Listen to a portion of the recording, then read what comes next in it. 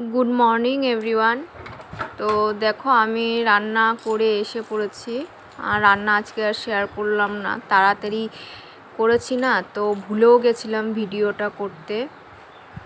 তো আমি এসে পড়লাম, সবাই খেয়ে যার যার কাজে চলে গেছে। আমি আসলাম রুমে, এসে জানলাটা খুলে তো আজকে আমি খাইনি, আজকে উপাস, আমি হনুমান মন্দিরে যাব, তাই উপাস আজকে। তো এখানে জানলাটা খুলে দেখলাম যে আমার চেহারাটা দেখে মনে পড়লো আইব্রো কথা। এ গরম পড়লে যে ওষুধটা মেডিসিনটা লাগানো হয় না, কারণ কেন বলো তো, ঘাম বের হয় না, ঘামের টুকটুক করে মেডিসিনটা একদম চোখে পড়ে যে জলে, তার জন্য একটু ওয়েদার ঠান্ডা হলেই লাগাই।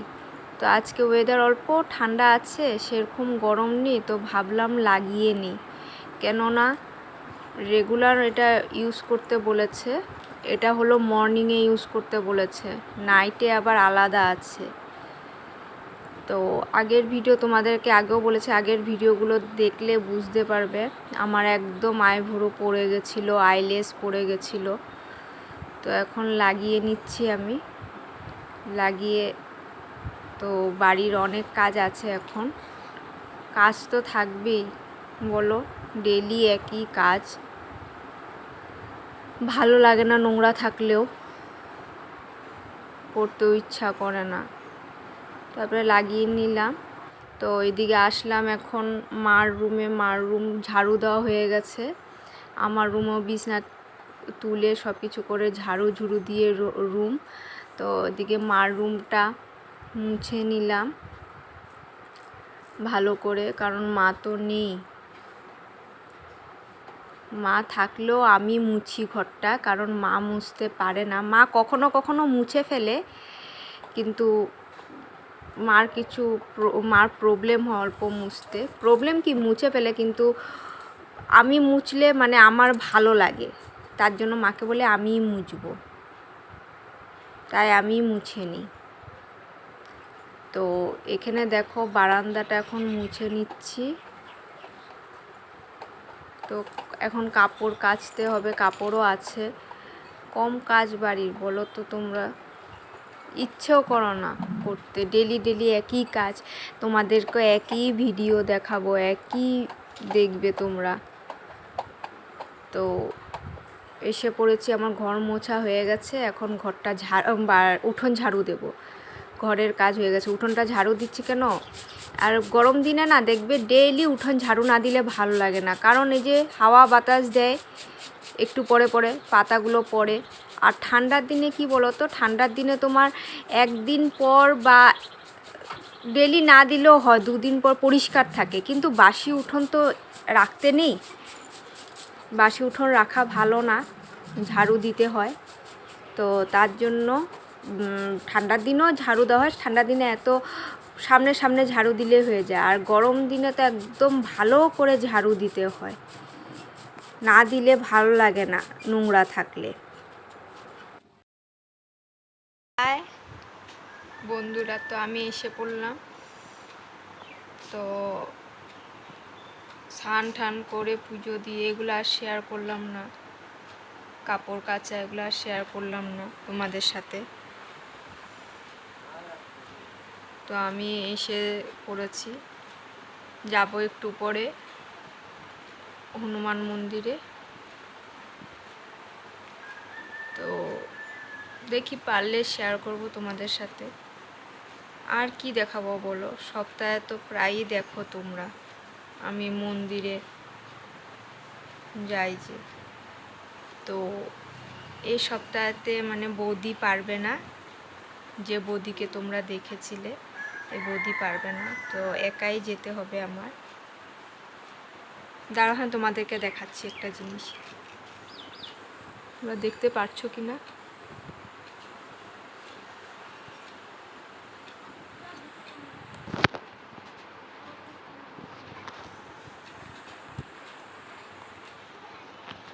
দেখতে পাচ্ছ না? এই যে আমি তোমাদেরকে জানলাটার কথা বলেছিলাম না, ডেইলি আমার যে করতে হয়, আমার হাজবেন্ড যে করে রাখে কাজটা, আজকে সকালে ঘর মোছার আগে আমি পরিষ্কার করে গেছিলাম, এই জায়গাটা দেখি না, এই জায়গাটা এখন আমার চোখ পড়েছে, দেখো, দেখেছো? এখন এটাকে মুছতে ইচ্ছা করে বড়, ঘেন্না লাগে না? ছি, আমার বরকে কত না করি, কত গালি দিই, তাও শোনে না, জানো কথা। ভালোই লাগে না আমার একদম, মনে হয় ঘর ছেড়ে চলে যাই। কি বলবো, মানুষ যদি কথা না শুনে বলে লাভ নেই। তো রোদ উঠেছে আজকে, আজকে দেখো, কাল এমন সময় বৃষ্টি ছিল, আজকে রোদ উঠেছে। তো এখানে জানলাটা দিয়ে অনেক রোদ আসে, বন্ধ করে দিই। ঠিক আছে, আবার পরে আসবো তোমাদের সামনে। তো দেখো আমি রেডি হয়ে গেছি, তো এখানে বরের ওয়েট করছি, কারণ বাড়িতে তো কেউ নেই, তো তার জন্য ওয়েট করছি। সন্ধ্যাও হয়ে যাবে, রাত্রেও হয়ে যাবে, ভেবেছিলাম দিনে দিনে গিয়ে চলে আসবো, তো এসে নিয়ে তারপরে আমি বের হবো। তো তোমরা ভাবছো কালকেও আমি কালীবাড়িতে এই ড্রেসটা পরে গেছি, আজকেও যাচ্ছি। অ্যাকচুয়ালি না, এই ড্রেসটা পরলে জানো বহুত আরাম লাগে, তাই তোমরা যা ভাবো যে আমার আর কাপড় নেই নাকি ভাবতে পারো, তো বহুত আরাম লাগে এটা পরলে, তাই আমি পরি এটা। আর এক দুইটা ভাবছি অর্ডার দেব এই কাপড়ে, অনেক ভালো লাগে পরে।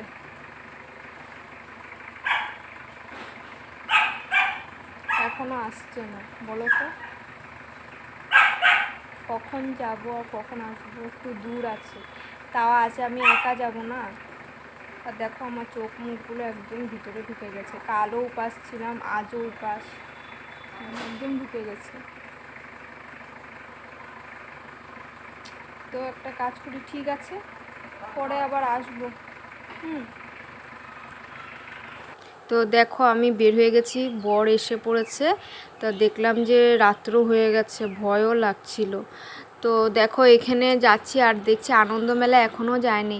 আর আনন্দমেলা জানো আরও অনেক কিছু এসেছে, মানে আগে সোমপাপড়ি আর পপকর্ন নিয়েছিল, এখন খাওয়ার জিনিস আরও এসছে। তো আমি বাড়িতে গিয়ে বরকে বলছি আরেক দিন যাবো, হ্যাঁ আচার এসছে। তো বরের তো মাথায় বাস পড়েছে জানো, বলার সাথে সাথে জানে এখন যাওয়া হলে আবার টাকা খরচ হবে। তো আমার এখানে পুজো হয়ে গেছে, তো আর পুজোর সময় ক্যামেরাটা অন করতে পারিনি একা একা, তো পুজো করে নিলাম শান্তি মনে। তো এখন আমি বাড়ির জন্য রেডি হলাম, যাব। তো দেখো বাড়িতে এসে পড়েছি, এসে গরমের মধ্যে একটু বসলাম, ভেবেছিলাম চান করব, কিছু চান করতে ইচ্ছাও করলো না, একটু বসলাম যে ফ্যানের হাওয়া লাগলো, তো শরীর ঠান্ডা হয়ে গেল। তো এখানে আমি আসার পথে নিয়ে এসেছি হলো, দেখলাম যে ভূত লঙ্কা, তো ভূত লঙ্কা নিয়ে এসেছি, কারণ আচার দিতে পারবো বা তেলে দিয়ে রাখতে পারবো। ভূত লঙ্কা তো গ্যাস্ট্রিকের জন্য খেলে, তেলটা খেলে অনেকই ভালো অন্য লঙ্কার থেকে। তো ঝালও আছে, খেলেও কোনো অসুবিধা হয় না বা কোনো প্রবলেম হয় না, শরীরে ক্ষতিকারক নয় ভূত লঙ্কাটা।